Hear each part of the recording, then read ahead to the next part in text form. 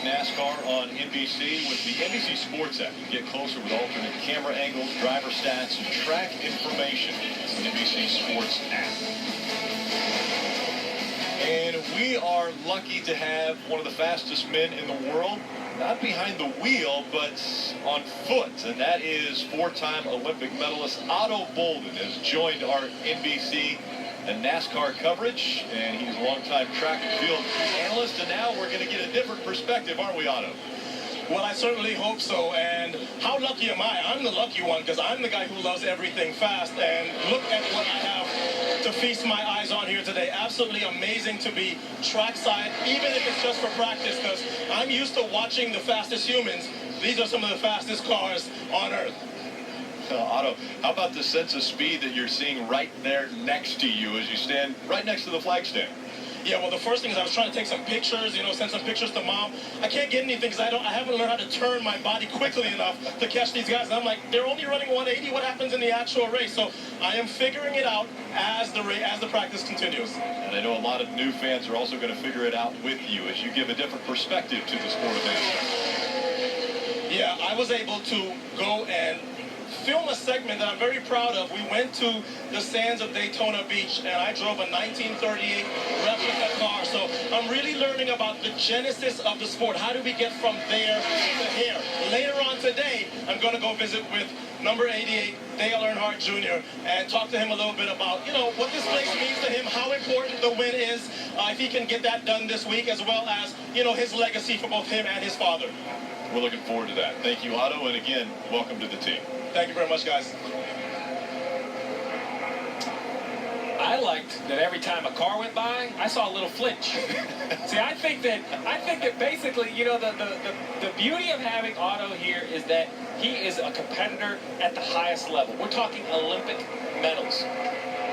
I have grown up in this sport. The only competition I know, I'm a fan of other sports, but is this, the garage area, going out, making laps, man and machine working together. It's going to be great to show Otto how it's not just machine, it's not just human performance, it's the marrying of the two that creates success in NASCAR. It's going to be awesome to have him along for the ride. One of the things that made me fall in love with this sport when I was a kid, I came to the Daytona 500 and I stood about where Otto was standing, my face against the fence.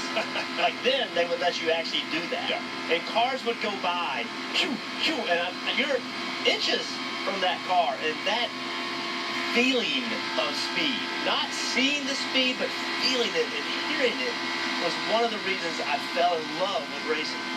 Rick, it's been documented, this whole practice that Kyle Larson said, look, I don't want to run in the pack. I'm going to go run by myself. And Jeff, you and I both a little surprised by that. We think there's enough change with the tire and things that a pack would be beneficial for this 42 car. But honestly, as I look at the season that Kyle Larson has had, 2 wins, so many points accumulated up there at the top of the standings, trading it off with Martin Truex Jr. week in and week out.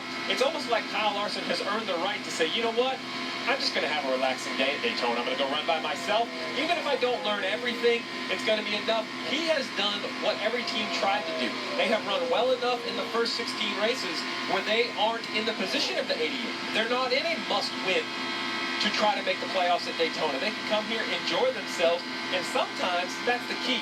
Having fun might lead to success when it comes to race time. Yeah, and I don't think there's any doubt that his crew chief, Chad Johnson, if Kyle went to him and said, hey, look, I want to run in a pack, Chad Johnson would say, hey, bud, we're here, whatever you want to do. Like, whatever's going to make you do everything to win this race, that's what we're going to do. But obviously, both Kyle and Chad believe this is their key to success. And speaking of Chad, how many times do we see Chad and Jimmy do this? Use the same strategy, go run by themselves, and then go find a way to have great Sundays and Saturday nights. So we talk from the perspective of 24-year-old from Elk Grove, California, Kyle Larson, to another young star. Marty? And Rick, I have a feeling this young star we're going to be talking about a lot in the second half of the season. Of course, Chase Elliott. Remember how close he came to winning the Daytona 500 in February with such a strong race car.